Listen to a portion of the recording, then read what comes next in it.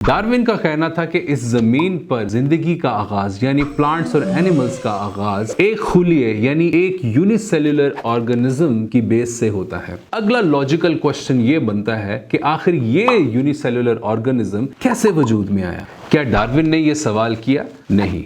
Darwin के time में साइंसदान ये समझते थे कि ये एक सेल यानी कि खुलिया इत्तेफाक से बाय चांस खुद ब खुद या स्पॉन्टेनियसली वजूद में आ जाते हैं और आते रहते हैं। क्योंकि डार्विन का ज़माना 1859 का ज़माना है और इस ज़माने में पावरफुल माइक्रोस्कोप्स अभी इन्वेंट नहीं हुई थी और ये साइंस की स्टार्ट का ज़माना था। इस ज़माने में जो माइक्रोस्कोप्स इन्वेंट की गई थी वो बड़ी ही बेसिक टेक्नोलॉजी की थी। इस बेसिक माइक्रोस्कोप के अंदर एक सेल यानी एक खुलिया, एक गूदा नुमा सी चीज नजर आता था कि बहुत ही सिंपल स्ट्रक्चर रखने वाला एक स्मज होता है, एक डॉट सा होता है। बहुत ही सुपरफिशियल और लिमिटेड सी डिटेल्स बताती थी एक खुलिये के बारे में। डार्विन के नजदीक ये एक सिंपल सा स्ट्रक्चर था सेल का, जो कि खुद ब खुद इत्तेफाक से या कोइंसिडेंटली वजूद में आ गया और उसके बाद आगे सारी जिंदगी की इस सेल से कहानी शुरू होती है। 20वीं सदी में जब इलेक्ट्रॉनिक माइक्रोस्कोप्स की इन्वेंशन हुई, उससे हमें यह पता चला कि ये सेल, ये खुलिया जिसे हम बहुत ही सादा और सिंपल समझ रहे थे और इस समझ की बेस के ऊपर हमने ये एज्यूम कर लिया कि ये खुद ब खुद वजूद में आ सकते हैं, वो इतने सिंपल नहीं है। इस खुलिये के अंदर बहुत सी पेचीदगियां मौजूद हैं, बहुत से कॉम्प्लिकेटेड प्रोसेसेस मौजूद हैं, पूरी की पूरी दुनिया आबाद है इन सेल्स के अंदर, बड़ी इंट्रिकेसीज मौजूद हैं, डीएनए का स्ट्रक्चर मौजूद है। डीएनए का स्ट्रक्चर एक आम स्ट्रक्चर नहीं है, ये तो एक कोडेड एलिमेंट है। ये सारी इंफॉर्मेशन ख़वातीन हज़रात इस सेल के हवाले से जो इलेक्ट्रॉनिक माइक्रोस्कोप ने हमें दी, ये डार्विन के ज़माने में मौजूद नहीं थी।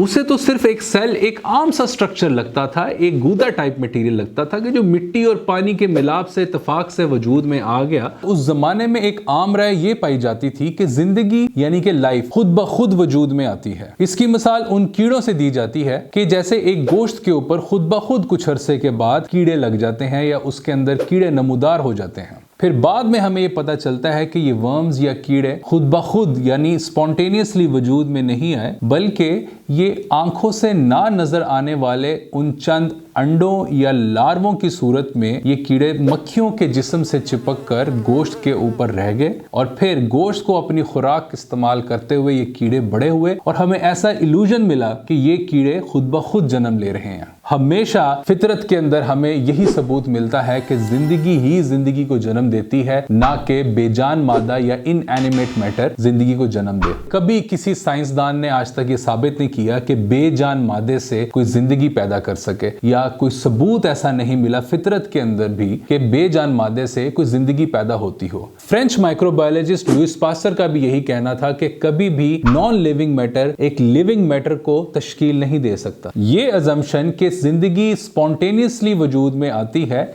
ये एक ग्राउंड वर्क था थ्योरी ऑफ एवोल्यूशन का। जब यही गलत साबित हो गई तो फिर थ्योरी ऑफ एवोल्यूशन की क्या बेसिस रह जाती हैं? ये हवा में एक अजम्पशन का एक पहाड़ है जो कि आजकल जदीद दौर के साइंसदानों ने, बायोलॉजिस्ट ने, डॉक्टर्स ने एक्सेप्ट किया हुआ है। तो सवाल ये बनता है कि जिंदगी की शुरुआत कैसे हुई? ये आज तक का सबसे पुरअसरार और मिस्टीरियस सवाल है। एक सेल इंसान की बनाई हुई तमाम टेक्नोलॉजी से ज्यादा कॉम्प्लेक्स यानी पेचीदा है।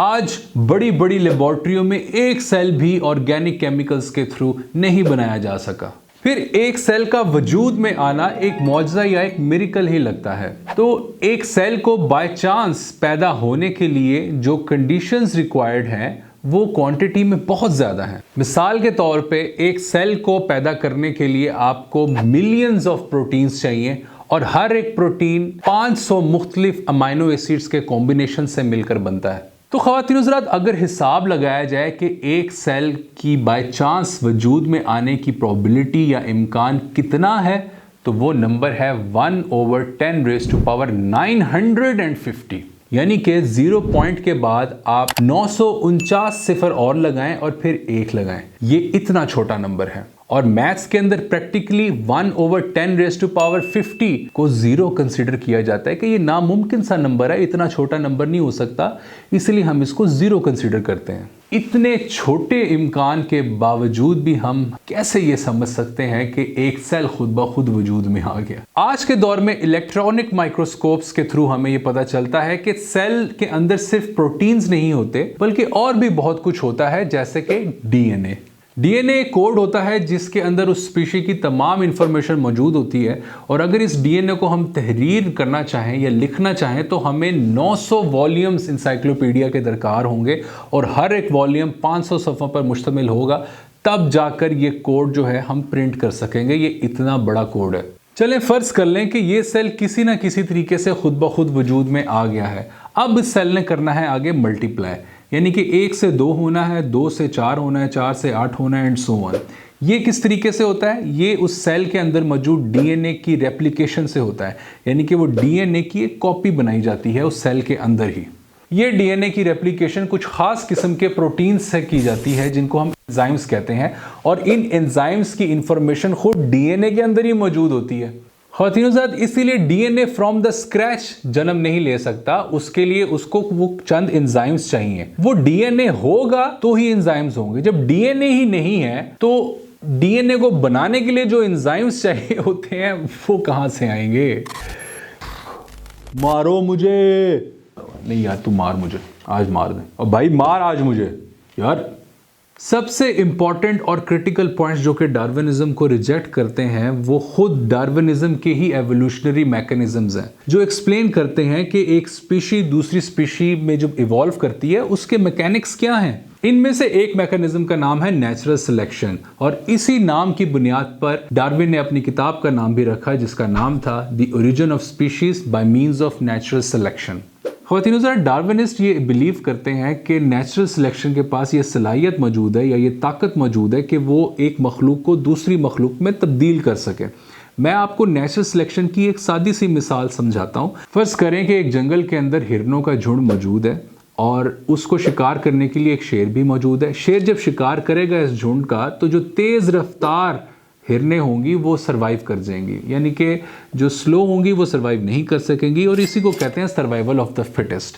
लेकिन ख़वातीन हज़रात, वो हिरनें घोड़ों में तब्दील नहीं होंगी इस प्रोसेस के बाद, वो हिरनें तेज़ रफ्तार हिरनें होंगी बस। तो इसीलिए इस मैकेनिज्म के पास कोई एवोल्यूशनरी पावर नहीं है सच। डार्विन ने तो अपनी किताब में खुद ही एक्सेप्ट किया है कि उसका नेचुरल सिलेक्शन का मैकेनिज्म यूजलेस है जब तक उस स्पीशी के डीएनए के अंदर फेवरेबल वेरिएशंस अकर ना हो। ये फेवरेबल वेरिएशन सेकंड मैकेनिज्म है एवोल्यूशन का, और इसकी मिसाल लमार्क देता है कि कुछ एंटेलोप्स जो कि छोटे कद के होते हैं वो कोशिश करते हैं कि दरख्तों के ऊंचे पत्तों को रीच करके खा सकें, तो वक्त के साथ साथ आहिस्ता आहिस्ता उनकी गर्दन लंबी होती जाती है और वो जिराफ में तब्दील हो जाते हैं। डार्विन ने भी इस मैकेनिज्म की मिसाल रीछ के हवाले से दी है कि रीछ जब अपनी खुराक तलाश करने के लिए समंदर या दरिया के अंदर जाता रहा तो वक्त के साथ साथ ग्रेजुअली वो वेल्स में ट्रांसफॉर्म कर गया या इवॉल्व कर गया। ये दोनों मिसालें गलत साबित हो जाती हैं जब मेंडेल अपने लॉज ऑफ इनहेरिटेंस सामने लेकर आता है।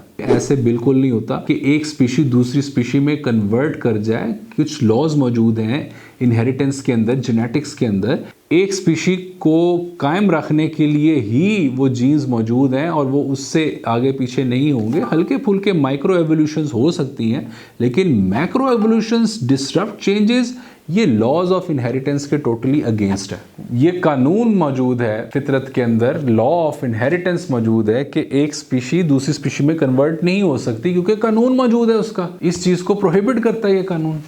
लेकिन ये एवोल्यूशनिस्ट बड़े ही ज़िद्दी थे क्योंकि इनके पीछे एक पॉलिटिकल एजेंडा इन्वॉल्व है। इस पे हम फिर कभी बात करेंगे। तो मेंडेल के आने के बाद इन्होंने एक नई थ्योरी पेश की जिसका नाम था मॉडर्न सिंथेटिक थ्योरी, जिसे हम आज न्यू डार्विनिज्म के नाम से भी जानते हैं। 1930 के आखिर में न्यू डार्विनिस्ट ने एवोल्यूशन को सच साबित करने के लिए म्यूटेशन को थ्योराइज किया। म्यूटेशन ख़वातीन हज़रात एक ऐसा प्रोसेस है जो कि फितरती तौर पर भी मौजूद होता है। ये तो बड़ा फितरती अमल है और ये बड़ा विजिबल भी है कि मिसाल के तौर पे एक शेर है तो उसकी एक म्यूटेटेड फॉर्म टाइगर की शक्ल में होगी, उसकी एक म्यूटेटेड फॉर्म चीते की शक्ल में होगी, उसकी एक म्यूटेटेड फॉर्म जगुआर की शक्ल में होगी या लेपर्ड की शक्ल में होगी या चीता की शक्ल में होगी, इवन के बिल्ली की शक्ल में होगी। और हमारे कल्चर में तो बिल्ली को शेर की खाला भी कहा जाता है। तो न्यू डार्विनिस्ट का ये कहना था कि नेचुरल म्यूटेशन के साथ साथ, जो कि ऑफ कोर्स एक म्यूटेशन नेचुरली एग्जिस्ट करती है, लेकिन वो एक काइंड के अंदर ही रहते हैं। यानी कि एक शेर है वो टाइगर ही रहेगा या वो चीता बन जाएगा, तो ये अपनी काइंड को नहीं छोड़ेंगे, वो अपनी फैमिली को नहीं छोड़ेंगे वो। लेकिन इसको तो गलत साबित करना है, क्योंकि आपने ग्रेजुअलिज्म को एक्सप्लेन करना है, आपने एवोल्यूशन को एक्सप्लेन करना है कि ज़िंदगी कैसे डाइवर्सिफाई हो रही है पूरे एनिमल किंगडम के अंदर। तो उसको एक्सप्लेन करने के लिए इन्होंने फिर दूसरी म्यूटेशंस को as an external factor include किया कि सिर्फ नेचुरल म्यूटेशंस नहीं है, लेकिन साथ साथ उसकी रेडिएशंस आ जाती हैं इत्तेफाक से माहौल के अंदर, वो म्यूटेट कर देती हैं आपके डीएनए को। फिर वो ये भी कहते थे कि रेप्लिकेशन के दौरान कुछ एरर्स आ जाते हैं आपके डीएनए के अंदर, तो उसकी वजह से भी म्यूटेशंस हो जाती हैं। अब नेचुरल म्यूटेशन तो बड़ी मासूम सी म्यूटेशन है, वो एक काइंड को काइंड में ही रहने देती है। यानी कि कैट फैमिली है, उसके अंदर म्यूटेशन अगर नेचुरली हो रही है तो वो जैगुआर में कन्वर्ट हो रहे हैं एनिमल्स, लाइन में कन्वर्ट हो रही है वो कैट, डोमेस्टिक कैट्स में कन्वर्ट हो रही है वो कैट, लेपर्ड्स में कन्वर्ट हो रही है वो चीता में कन्वर्ट हो रही है। तो ये एक फैमिली के अंदर ही एवोल्यूशन रहता है, तो इसको हम माइक्रो एवोल्यूशन कहते हैं। लेकिन out of the family evolution को एक्सप्लेन करने के लिए ये दो म्यूटेशंस एक्स्ट्रा ऑर्डिनरी न्यू डार्विनिस्ट ने अपनी तरफ से डाली, जिनको हम रेडिएशंस के थ्रू और रेप्लिकेटिव एरर्स के थ्रू समझने की कोशिश करते हैं। तो न्यू डार्विनिज्म का ये कहना कि जितने भी ऑर्गन्स हमारे अंदर मौजूद हैं, जैसे दिल, लंग्स यानी फेफड़े, कान, आंखें, ये तमाम ऑर्गन्स इसी किस्म की ब्लाइंड म्यूटेशंस की वजह से वजूद में आए। कोई गल है?